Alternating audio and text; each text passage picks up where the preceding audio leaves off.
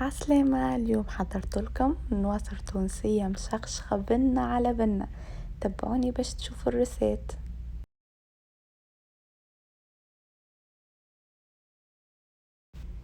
أول حاجة حطيت الزيت يسخن وملحت زوز قرينات فلفل أخضر وحطيتهم يتقلوا بالباهي في الزيت.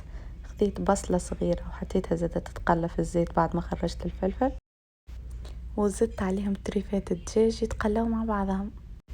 لفحات 4 مغارف طماطم معجونة، مغرفة ونص ثوم هرس بالملح، مغرفة ونص فلفل أحمر، 4 مغرفة فلفل أكحل، ونص مغرفة كركم.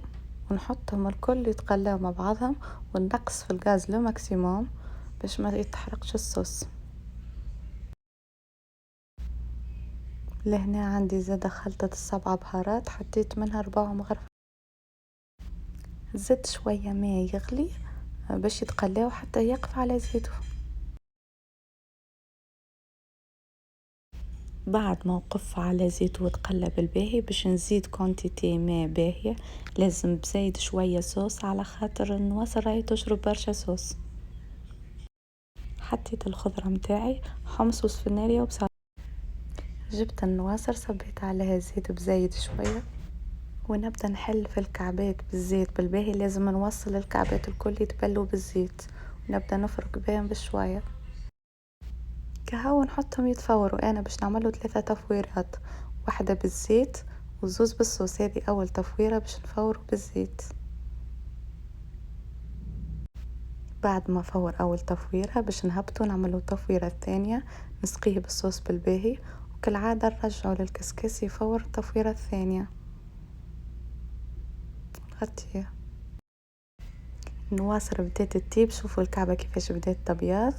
باش نهبطوا توا باش نسقيه ونفوروا اخر تفويرة باش نسقيه بالباهي نفس الشيء بالصوص.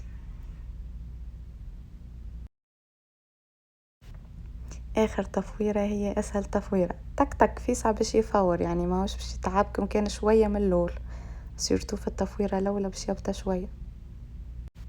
كهو بعد ما فور 3 تفويرات باش نبدا نشخشخ فيه بالصوص، نسقيه بالباهي بريسك باش نعومه بالصوص. ما تخافوش باش يشرب الكل. وقبلنا حاجة عندي هي زيت الفلفل، هكا علاش ديما نخلي منه شوية الزيت كي نخلي فيه الفلفل من الاول.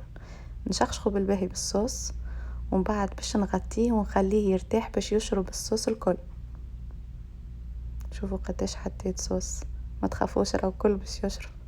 باش نبدا نزين فيه لهنا نحط السفناريا ونحط البصل والبطاطا ما شاء الله، باش نحط طريفات الدجاج زادة وكعيبة الحمص. والله نودكم ولا نشهيكم بنة على بنة. وقرينات الفلفل بيان سور. يا عيني على الفلفل يا عيني. وتوا باش نوريكم الريزلتا. بسم الله ما شاء الله. جربوها بالحق، رسيت سهلة اوكي تطلب شوية وقت، اما البنة مضمونة بصراحة. وصفة تستحق الانتظار. لهنا باش نذوقها ونقولكم ان شاء الله تجربوها وان شاء الله تعجبكم. وباي باي.